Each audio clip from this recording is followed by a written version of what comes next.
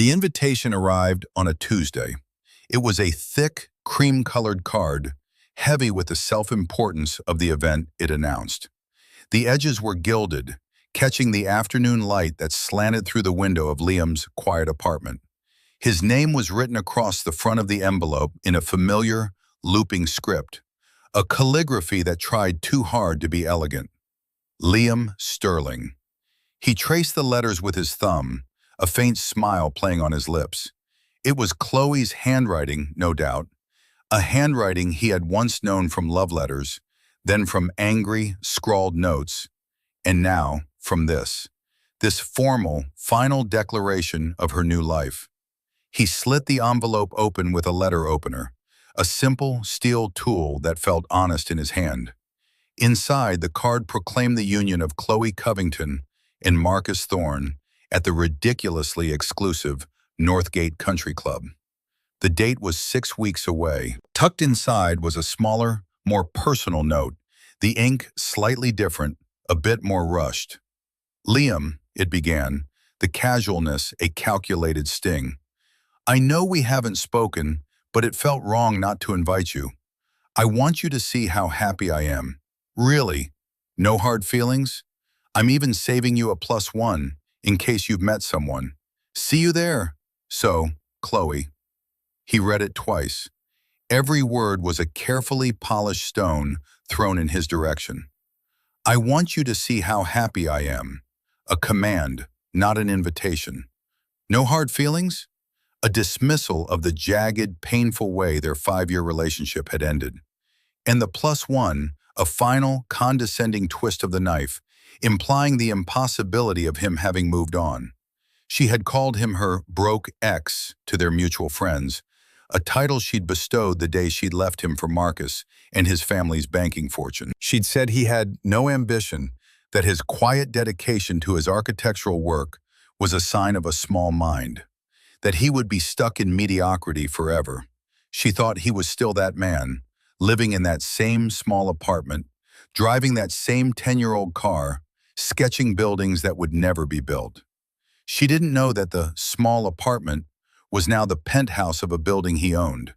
She didn't know the 10-year-old car had been replaced by a collection that sat in a climate-controlled private garage.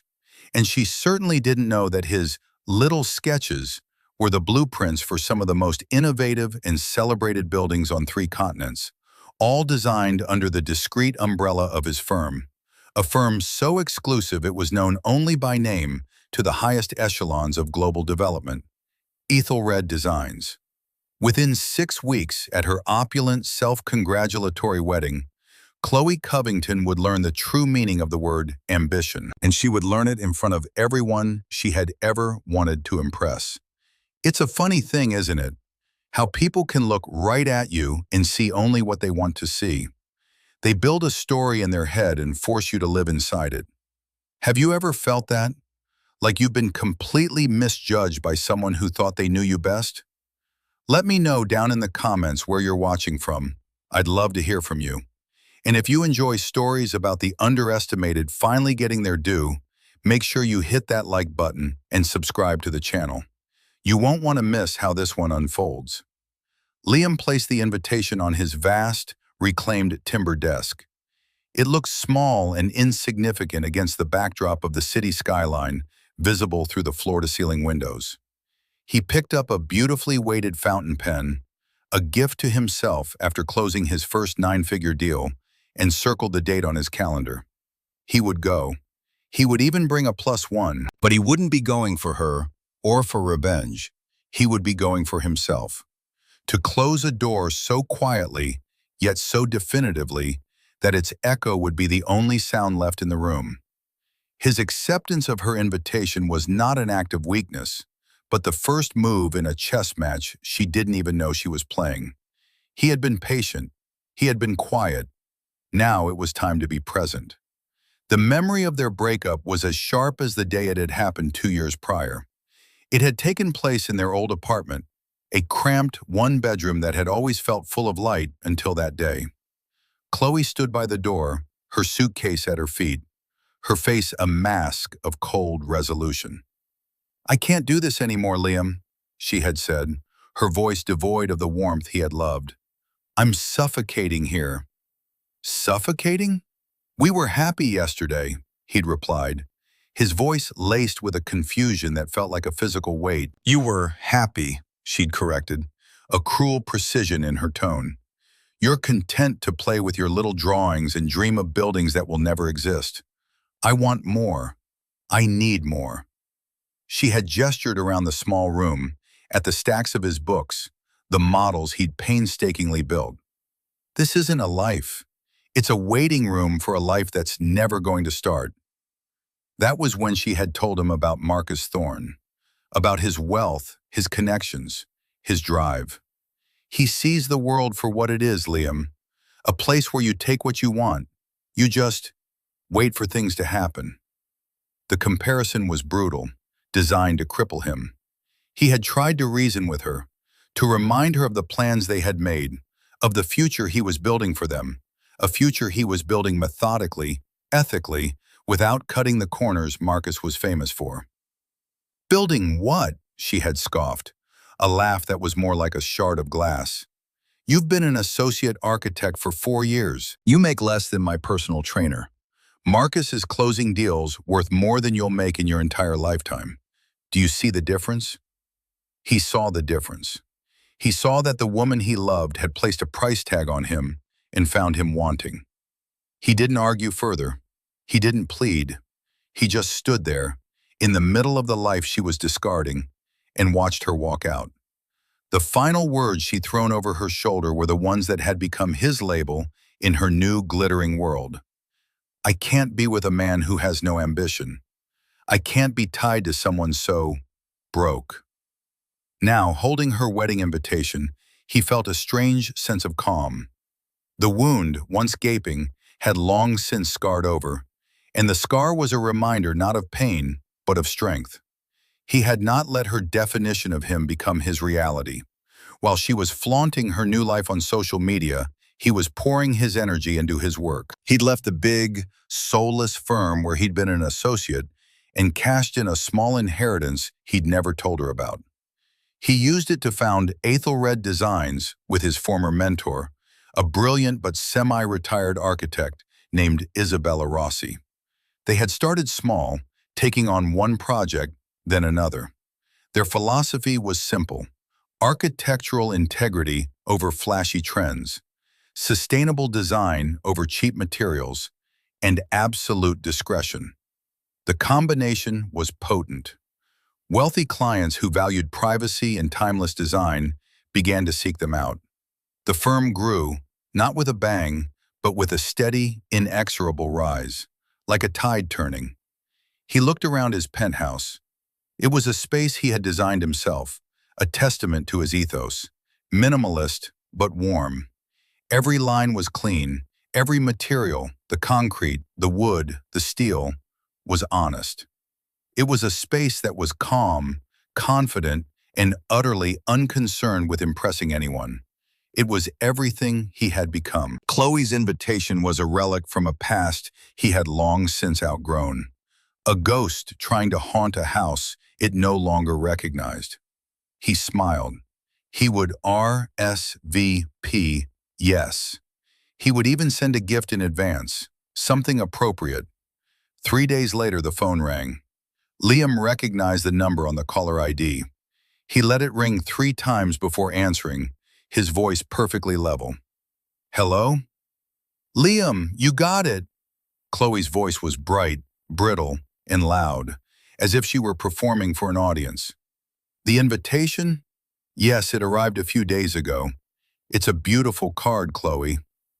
"Oh, thank you. I designed it myself. Marcus wanted to just use the club's standard ones, but I told him it had to be special. You know how I am about details." There was a pause, pregnant with expectation.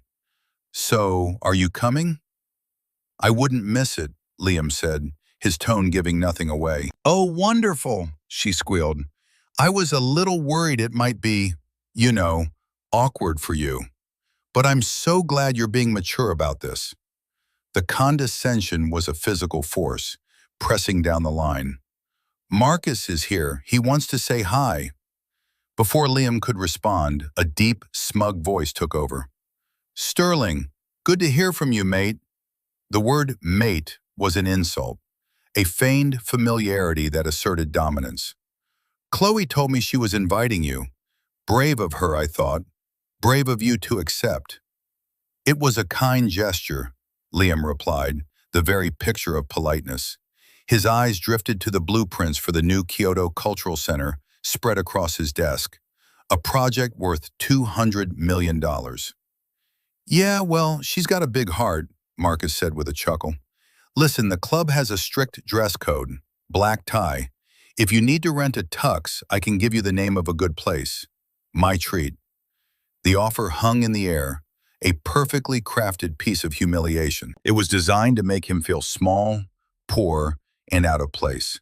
It was the verbal equivalent of patting a child on the head. "That's very generous of you, Marcus," Liam said, his voice as smooth as polished marble. "But I think I have something that will work." Right. Well, just so you know. And hey, don't worry about the gift. Your presence is present enough, eh?" He laughed again, a braying sound. "We know things are probably still a bit tight for you. Just come, have a good meal, see what a real wedding looks like." Liam felt a flicker of something, not anger, but a profound, almost academic curiosity at their blindness. They were so cocooned in their wealth and status that they couldn't conceive of a reality different from the one they had assigned to him. They were characters in a play of their own writing, and they had cast him as the pauper. "I appreciate the thought," Liam said. "I'll see you both at the wedding." He hung up the phone. The silence of the penthouse settled around him. He didn't pace. He didn't swear. He simply stood for a moment, looking out at the sprawling city below. Then he picked up his phone and dialed. "Isabella," he said when she answered. "Change of plans for the Covington wedding." "Oh?" Her voice was warm, with a hint of an Italian accent that always became more pronounced when she was intrigued. "I thought we were making a quiet entrance." "We are," Liam said, a slow smile spreading across his face. "But we're going to arrive in a slightly less quiet vehicle. And book me a suit fitting with Henderson, the best he has." "Henderson? Liam, that's a 5-figure suit." "I know," he said, his gaze fixed on the distant spot where the Northgate Country Club lay. "Marcus Thorne is worried I won't be dressed appropriately. I'd hate to disappoint him." The line was quiet for a moment, then Isabella began to laugh, a rich, genuine sound that filled the room. It was the sound of a shared secret, the prelude to a perfectly executed final act. He took the beautiful fountain pen from his desk, the one that was his private symbol of success. He unscrewed the cap, the motion deliberate and smooth. On a clean sheet of paper, he wrote 2 words: poetic justice. The run-in was inevitable in a city that, for all its size, felt claustrophobically small for the circles Chloe and Marcus now traveled in. Liam was having dinner at Aurelia, a restaurant known for its 3-month waiting list and its hushed, reverent atmosphere. He wasn't there to be seen. He was there because the chef was a master of his craft, and Liam appreciated mastery in any form. He was dining alone, a rare luxury, reviewing preliminary sketches in a slim leather portfolio that lay on the seat beside him. The portfolio itself was a work of art, custom-made from soft, dark calfskin, with his initials, L.S., embossed in a subtle silver foil. He was so absorbed in the elegant lines of a cantilevered roof that he didn't notice them until they were standing beside his table. Well, look what we have here." Marcus's voice sliced through the quiet ambiance. Liam looked up. Chloe was beside him, clinging to his arm, a triumphant smirk on her face.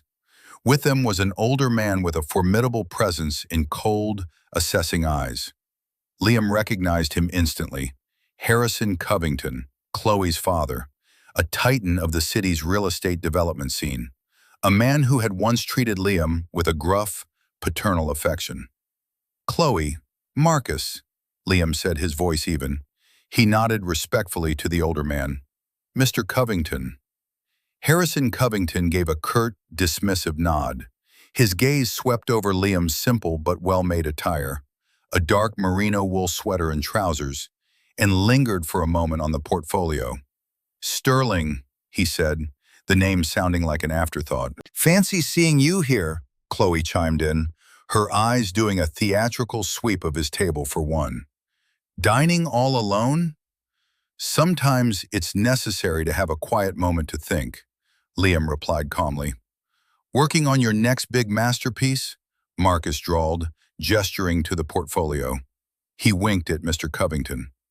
"Liam's an architect, a very passionate one."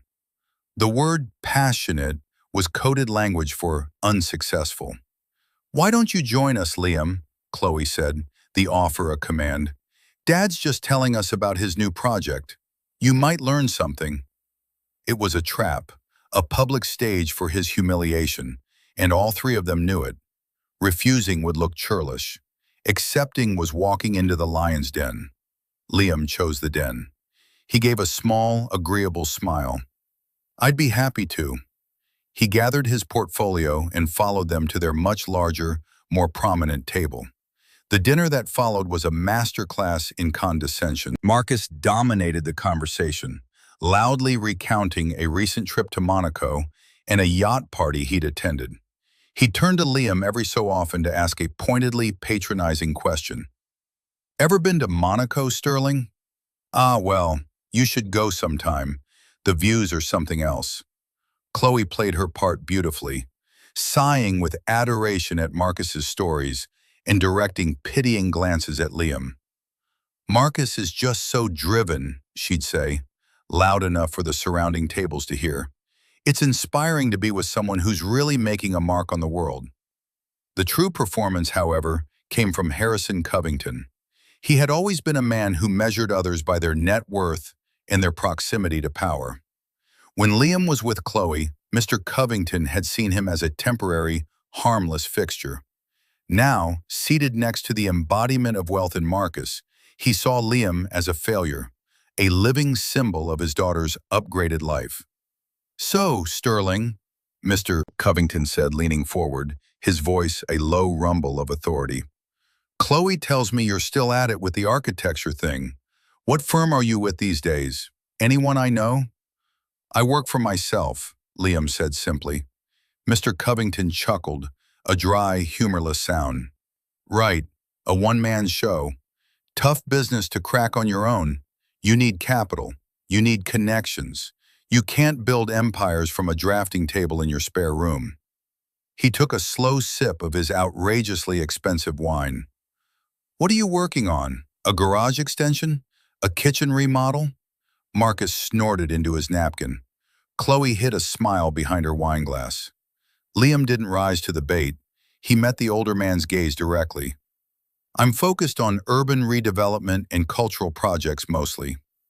"Ambitious," Mr. Covington said, the word dripping with disbelief. He leaned back, expansive and dismissive.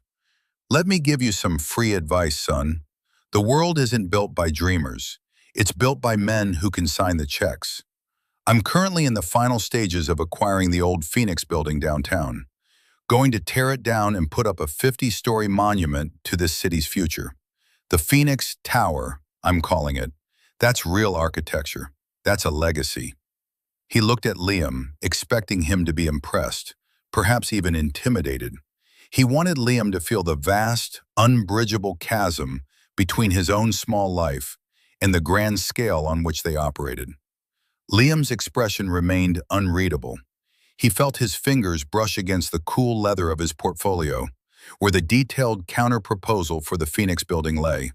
A proposal so innovative, so financially sound, and so architecturally significant that it was already the talk of the anonymous bid committee. A proposal submitted by a firm known only as Ethelred Designs. "That sounds like a very significant project, Mr. Covington," Liam said, his voice quiet but clear. "I wish you the best of luck with it." The sincerity in his tone seemed to disarm them for a moment. They had expected him to be defensive, or embarrassed, or angry. His calm dignity was something they couldn't process. It was like a foreign language. They saw it not as strength, but as a strange form of resignation, a final proof of his defeat. They mistook his patience for weakness, his silence for surrender. And in that mistake, their own downfall was assured. As they continued their talk of money and power, Liam sat with them, an island of calm in their sea of arrogance, the architect of a reckoning they would never see coming.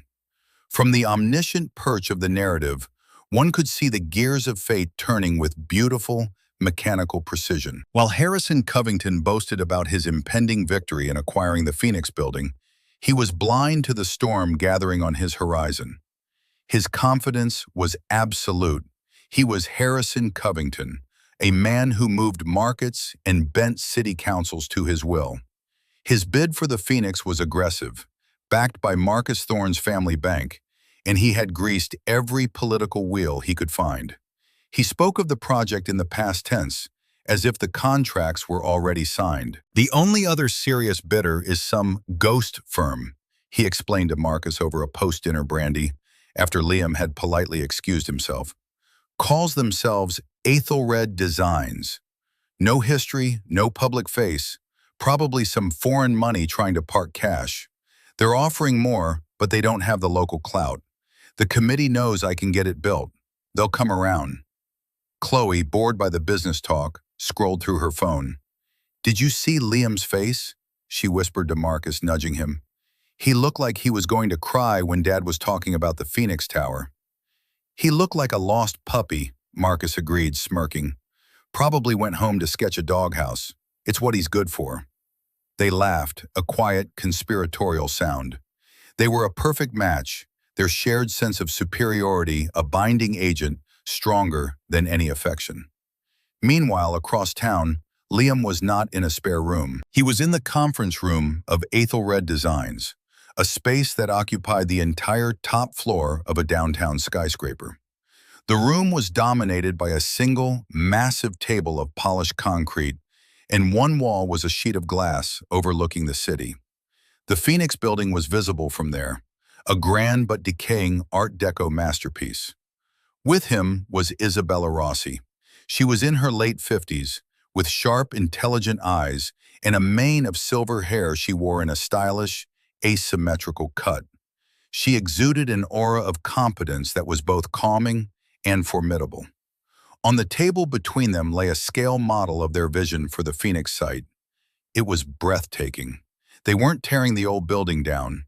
They were restoring its historic facade and building through it, creating a stunning fusion of old and new, a glass tower that seemed to emerge organically from the classic brick and stone, preserving the soul of the building while launching it into the future. "Covington's final offer came in this afternoon," Isabella said, sliding a tablet across the table. "It's $20 million below our standing bid." "But he's confident," Liam said, his voice thoughtful. "I had dinner with him tonight." Isabella raised an eyebrow. "You're a glutton for punishment." "It was informative," Liam replied. "He believes his political capital will trump our financial offer. He thinks we're a faceless entity with no local understanding." "He's about to be very surprised," Isabella said with a dry smile. "The Heritage Committee is championing our proposal. They were horrified by Covington's plan to demolish the building. They're announcing their final decision the day before the wedding." The timing was exquisite, a coincidence of scheduling that felt like a scripted event. "He mentioned the wedding," Liam said, his mind replaying the dinner, the casual cruelty, the utter dismissal. "He sees it as the coronation of his daughter and the validation of his own judgment. And the day after, he loses the biggest deal of his career to the man he mocked at the rehearsal dinner," Isabella mused. "It's almost Shakespearean." "It's not about his loss," Liam said, though he couldn't deny the neatness of it. "It's about what the project represents. He called it a legacy. But his legacy is tearing things down to build monuments to himself. Ours," he said, gesturing to the model, "is about building on the past to create a better future. It's a different philosophy." "A better one," Isabella stated, not as an opinion, but as a fact. She looked at Liam, her expression softening. "Are you truly all right with this, Liam?" The personal element of it? He met her gaze. When Chloe left, she said I was a dreamer who built things that would never exist. She and her father and her new fiancé believe that. They need to believe that to justify their own choices. When they see this, he touched the model gently, they won't just see a building, they'll see a reality they refuse to acknowledge. It's not revenge, Isabella. It's just the truth. And the truth has been waiting patiently to be revealed. He spent the rest of the night with his team, refining the presentation for the committee. He worked with a quiet, focused intensity that was the true engine of his success. It was not the frantic, loud drive that Chloe so admired in Marcus. It was a deep, powerful current of purpose. He had long ago realized that ambition didn't need to be loud. The most formidable structures are built on foundations laid in silence. Harrison Covington was building a tower of ego on a foundation of sand. Liam was restoring a landmark, and in doing so, he was about to correct the landscape of his own past. The irony was not lost on him. Chloe had wanted a man who could build an empire. She just hadn't had the vision to recognize him when he was standing right in front of her.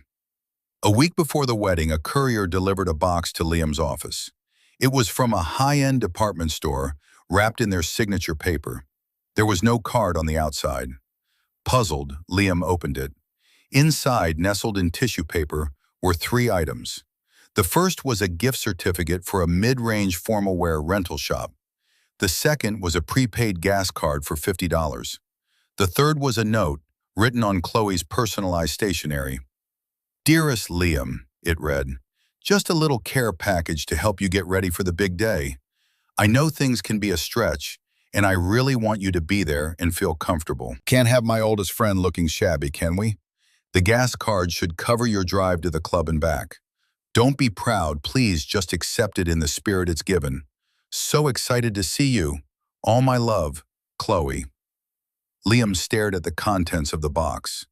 The suit rental voucher, the $50 gas card, the suffocatingly patronizing note. This wasn't just an insult, it was a meticulously constructed diorama of how she saw him. Small, needy, an object of her pitying, performative charity. It was the final, perfect expression of her arrogance. He imagined her showing it to Marcus, both of them laughing at their own magnanimity. "Look how kind I am to my poor broke ex." He didn't feel the hot rush of anger he might have felt 2 years ago.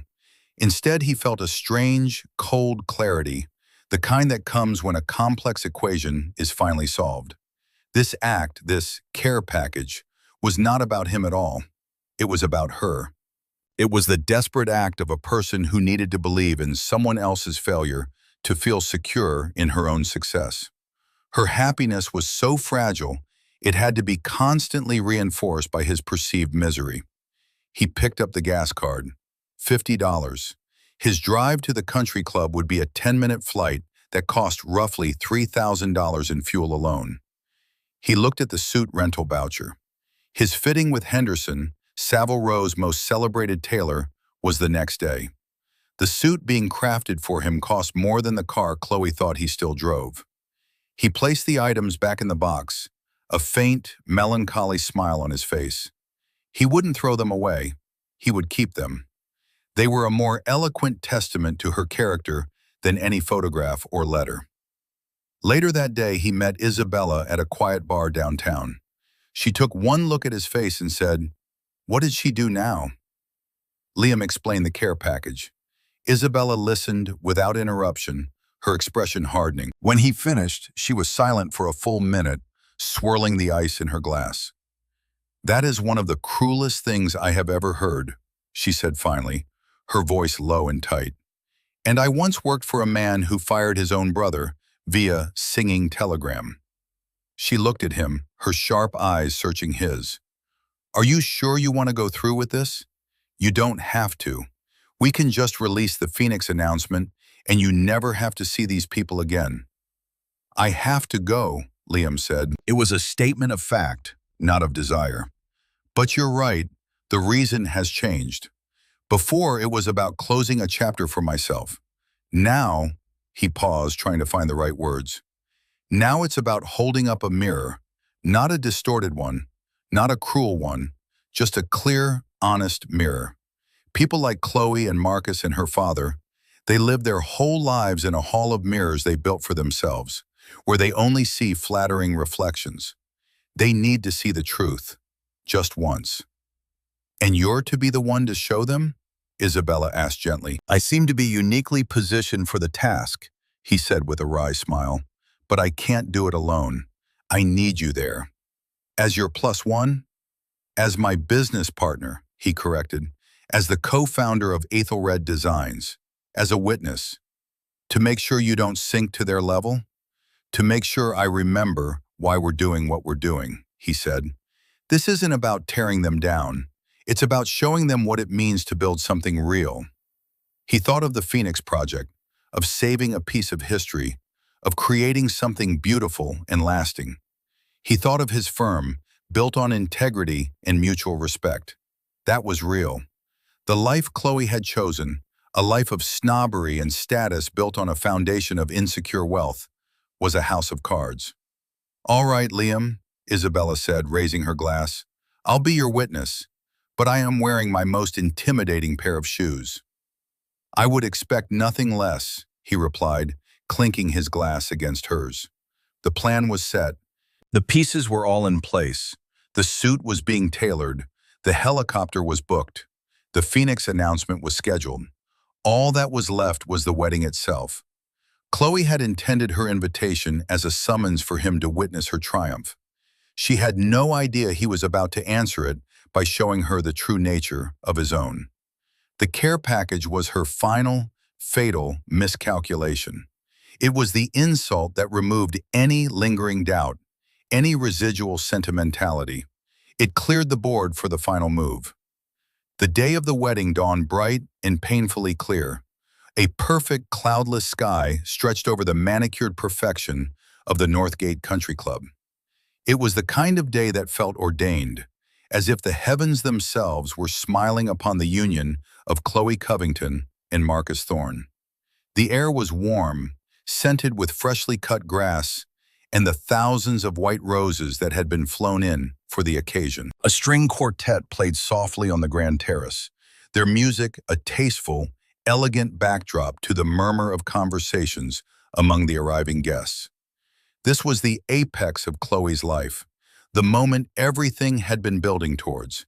Every guest was a carefully selected testament to her new status. There were banking scions, tech billionaires, politicians, and socialites whose only job was to be seen at events exactly like this one. Chloe, in her couture gown that cost more than a luxury car, was a vision of triumph. She moved through the crowd with a radiant, brittle confidence, her smile wide, her eyes scanning, always scanning, making sure the right people were watching. Marcus was by her side, a king in his domain.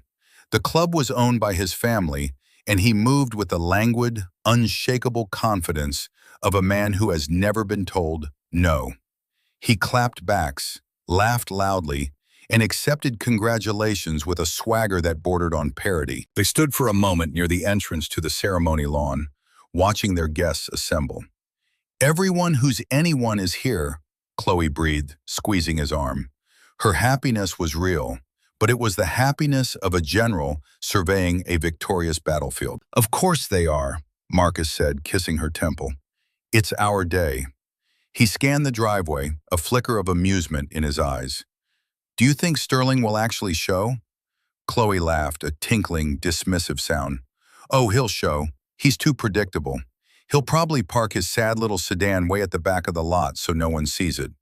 He'll be wearing that cheap rental tux and trying to blend in with the waitstaff. Poor bastard, Marcus chuckled. We should make sure he gets a doggy bag to take home.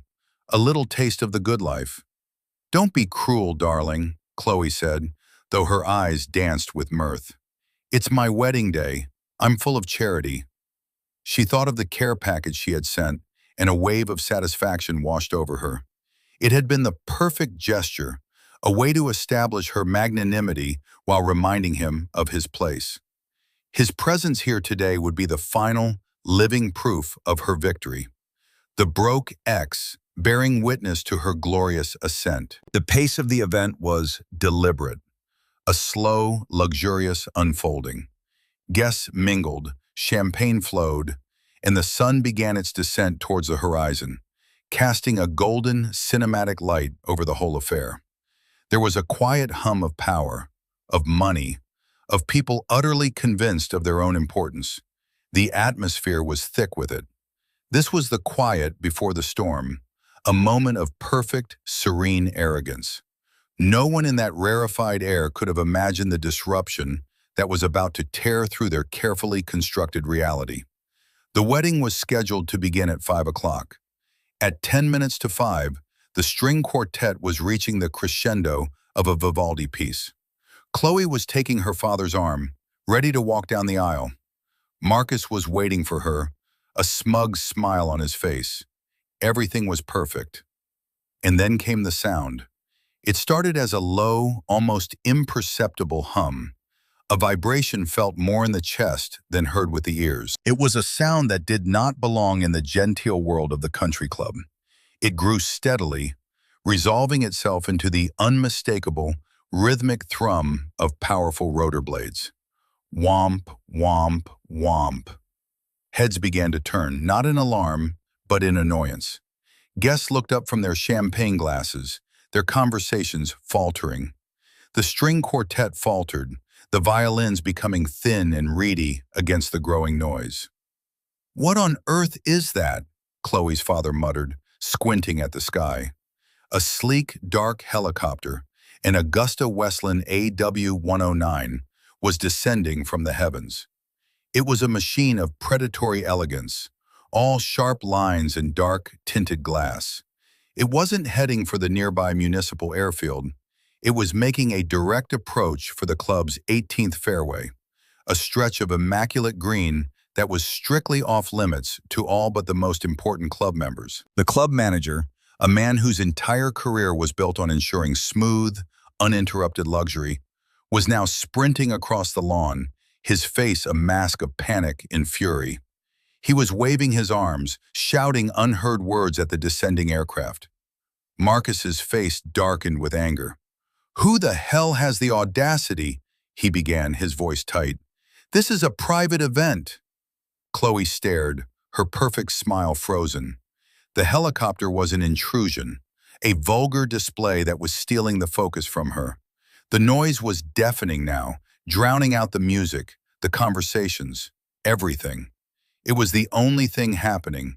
All eyes were on the machine as it settled onto the pristine grass with a final, powerful gust of wind that sent napkins flying and ruffled the carefully coiffed hair of the guests. The engine began to wind down, but the silence that followed was more profound than the noise it had replaced. It was a silence of pure, unadulterated shock. Every single guest was standing, staring at the helicopter. The wedding, the bride, the groom, all forgotten. Then the door slid open. For a moment, nothing happened. The dark opening was a void. Then a hand-stitched Italian leather shoe was placed on the grass. It was followed by a man who ducked out of the cabin and straightened up. He was tall, dressed in a bespoke charcoal suit that fit him like a second skin. The cut was modern, sharp, and exuded a kind of quiet power that made every other suit in the vicinity look like a cheap rental. It was Liam Sterling. He took a moment, adjusting his cuffs, his movements unhurried and deliberate. He turned back to the helicopter and extended a hand. A woman emerged, her elegance a perfect match for his. It was Isabella Rossi, looking formidable and chic in a silk pantsuit and what were indeed a very intimidating pair of heels. They stood there for a moment, two figures of impossible poise against the backdrop of the futuristic aircraft. They ignored the stunned crowd, the frantic manager, the apoplectic groom. Their gaze was fixed on one small group of people standing on the clubhouse terrace. Harrison Covington and his circle of business associates. With a calm that was more commanding than any shout, Liam and Isabella began to walk, not towards the wedding ceremony, but directly towards the terrace. The crowd parted for them as if by instinct. The spell was broken, and a new one was being cast. Chloe watched, her mouth slightly agape, the color draining from her face. This was not the man she had invited. This was not the sad, predictable failure she had expected. This was a stranger, a man radiating a level of confidence and power she had only ever seen in her father and Marcus. And he was walking past her wedding, as if she were nothing more than a part of the scenery. The humiliation had begun, and it was she who was its subject. The walk across the lawn felt like miles. Every eye was on them. The silence was absolute, broken only by the crunch of their shoes on the grass and the frantic, useless sputtering of the club manager who trailed in their wake. Marcus and Chloe, momentarily paralyzed by shock, now hurried to intercept them, their faces thunderous. "Liam, what is the meaning of this?" Chloe hissed, grabbing his arm as he reached the edge of the terrace. Her manicured fingers dug into the fine wool of his sleeve. "You are ruining my wedding!" Liam stopped. He didn't look at her. He looked at her hand on his arm, then slowly raised his eyes to meet hers. His expression was not angry. It was not triumphant. It was something far more devastating. It was calm, clinical, and utterly devoid of any feeling for her at all. He simply looked at her until she, unnerved, let go. "What the hell do you think you're doing, Sterling?" Marcus blustered, stepping in front of him, puffing out his chest. "You land a helicopter in the middle of my wedding? Are you insane? I'll have you arrested for trespassing." Liam's gaze drifted past Marcus as if he were a piece of furniture. His focus was entirely on the man standing at the center of the terrace group, Harrison Covington. Flanked by Isabella, Liam stepped onto the terrace. The developers and bankers with Mr. Covington, men who dealt in billions, fell silent, their instincts telling them that the center of power had just shifted. "Mr. Covington," Liam said, his voice carrying clearly in the hush. It was a voice that held an easy, natural authority. "I apologize for the interruption. I'm afraid I have some urgent business to discuss." Covington, though visibly shaken by the spectacle, fell back on his ingrained arrogance. "Business? Now? Sterling, this is my daughter's wedding. Whatever little proposal you have can wait." "I'm afraid it can't," Liam said smoothly. He gestured to Isabella. "This is my partner, Isabella Rossi." Then he looked back at Covington.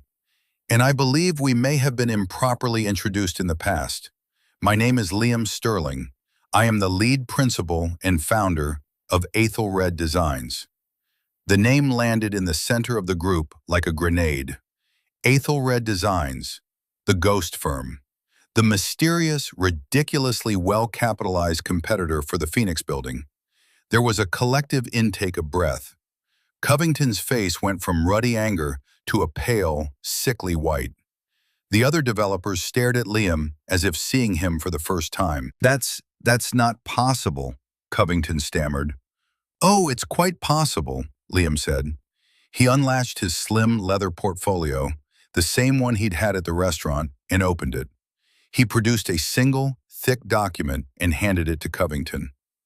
"This is a copy of the final acquisition agreement for the Phoenix Building, awarded to my firm by the City Heritage Committee an hour ago.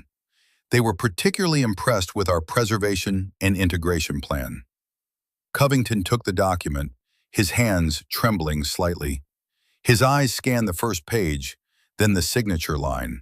The truth was there, inarguable, in black and white. He had been utterly, comprehensively outmaneuvered. "My firm, Covington Properties, had the superior bid," he whispered, the words sounding hollow. "You had a superior bid for a demolition permit," Isabella corrected, her voice cutting. "We had a superior bid for a landmark restoration and redevelopment. The city chose to preserve its history, not bulldoze it for another glass box." Marcus, who had been listening with growing horror, finally found his voice. This is some kind of trick, a fraud. My family's bank backed Covington's bid. We'll sue you into oblivion." At that moment, a third person stepped forward from behind Liam and Isabella, a quiet man in a conservative suit who had gone unnoticed until now. "I wouldn't advise that, Mr. Thorne," the man said, handing Marcus a business card. "Daniel Chen, lead counsel for Ethelred Designs. Every aspect of this acquisition is legally unassailable. Any legal challenge will be met with a countersuit for tortious interference, and I can assure you, our pockets are deeper than you think." The structure of their world was collapsing in real time. The developers who had been fawning over Covington were now looking at Liam with a new, hungry respect. They were sharks, and they could smell the blood in the water. Now, and only now, did Liam turn his full attention to Chloe. She was standing frozen, her face a mask of disbelief and horror. The public nature of this, the sheer scale of the reversal, was a nightmare from which she couldn't wake. You did this to ruin me," she whispered, tears welling in her eyes. "No, Chloe," Liam said, his voice softening but not with pity. It was the softness of absolute finality. He had begun his list of grievances. "You did this to yourself. You called me unambitious. You said I built things that would never exist." He gestured back at the helicopter, then at the portfolio that held the plans for the Phoenix Tower. "I simply chose to build them without you." He took a step closer. "You told our friends I was your broke ex. You had dinner with me and let your fiancé and your father mock my life's work. And then," he paused, letting the weight of the moment build, "you sent me a care package, a voucher for a rental tuxedo and a $50 gas card, so I wouldn't feel out of place at your wedding." He reached into his suit jacket and pulled out the gas card and the voucher. He held them out, not accusingly, but as if they were artifacts from a forgotten civilization. "I wanted to return these," he said quietly. "Thank you for the thought, but as you can see, I managed to make my own arrangements." The moral mirror was now perfectly polished. Every insult, every act of condescension was reflected back at them, stripped of its power and revealed for the petty cruelty it was. Chloe stared at the gas card, then at the helicopter, then at Liam's $10,000 suit. The sheer, staggering gap between her perception and his reality was too vast to comprehend. The foundation of her entire world, her belief in her own superior judgment, had just been pulverized. The silence on the terrace was broken by a single, sharp sound, a choked sob from Chloe.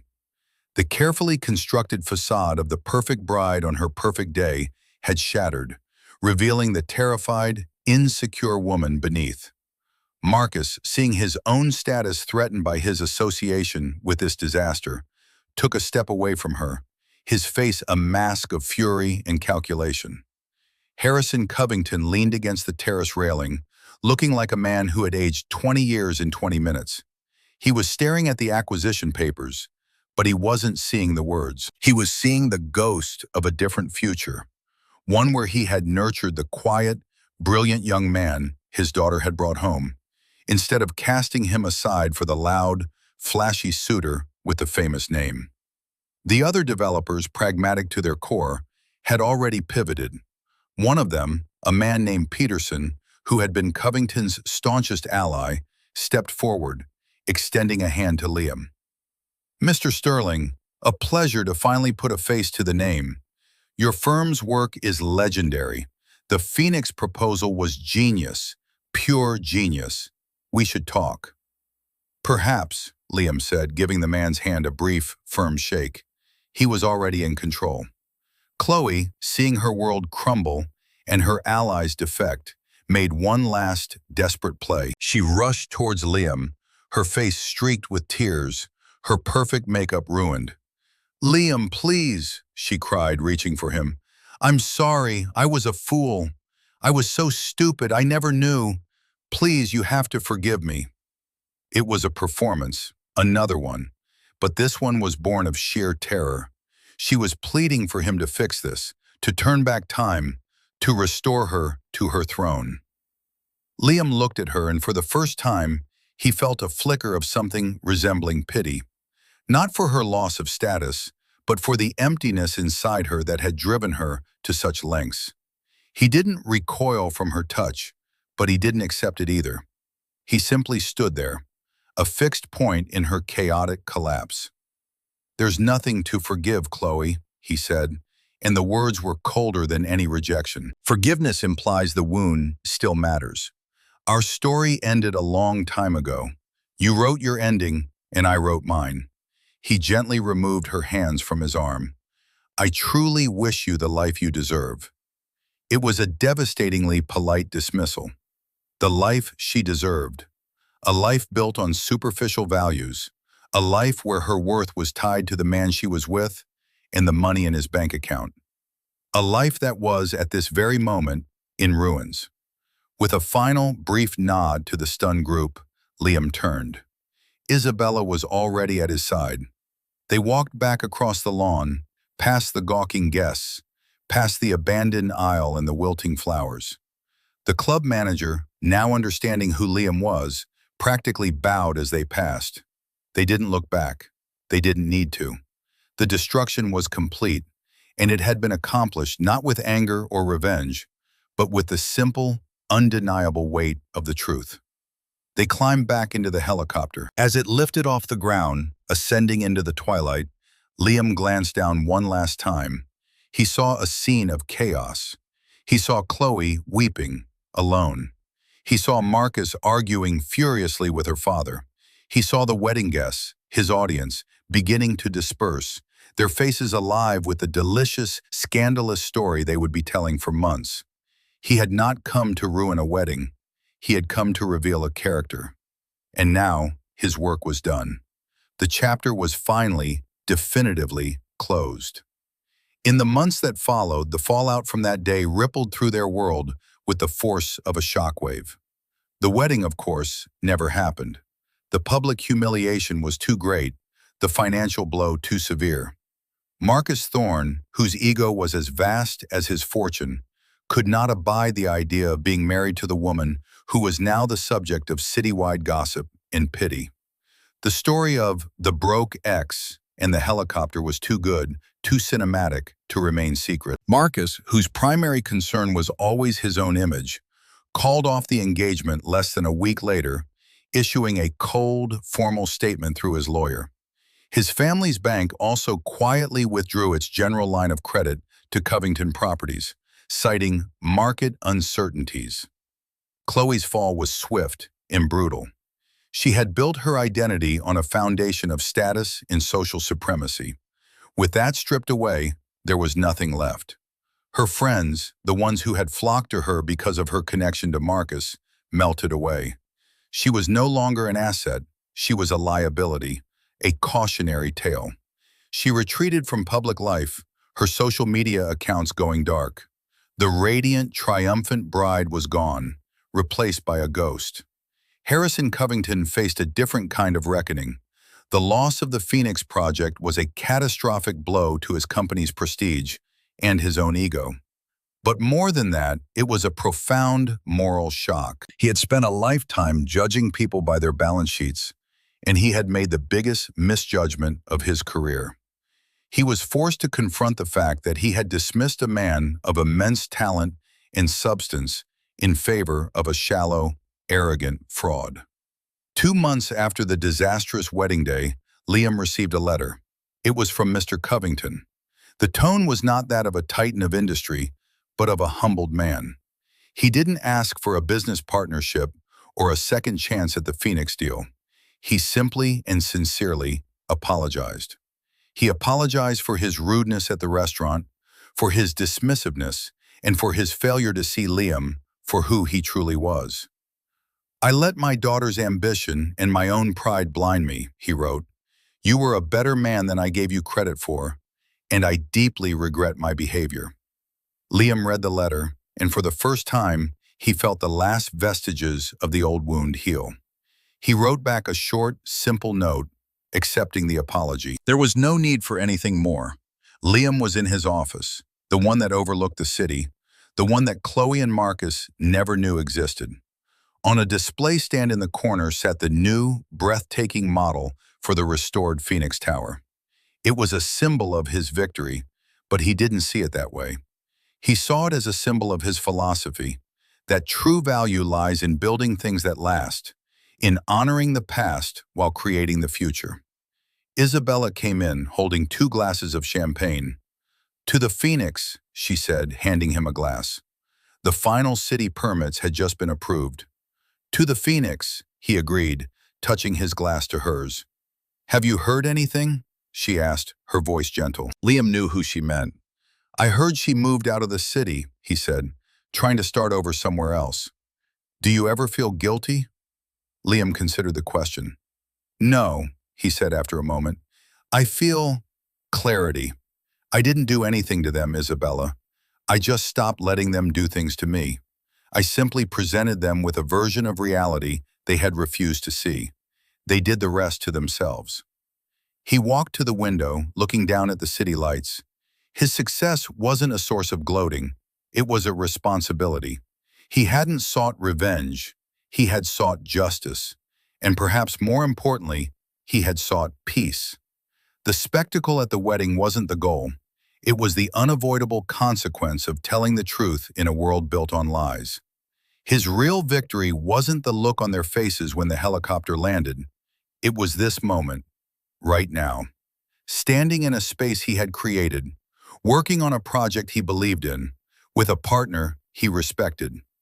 He was free. The story of Liam and Chloe became a quiet legend in certain circles, a modern fable about hubris and humility. It served as a reminder that a person's worth is not determined by the labels others place on them. True worth is intrinsic. It's in the integrity of your work, the strength of your character, and the quiet dignity with which you carry yourself, especially in the face of disrespect. It's not about how loudly you announce your arrival, but about the undeniable quality of what you build when you get there. Liam Sterling had been building all along. It just took a wedding invitation for the world, and for Chloe, to finally see the finished structure. So what do you think? Was Liam right to do what he did, or was it a step too far? I believe that standing up for your own dignity is never a step too far, especially when it's done without sacrificing your own principles. Let me know your thoughts in the comments below. Thank you so much for joining me on this journey. And if you haven't already, please consider liking this video and subscribing for more stories of justice and vindication.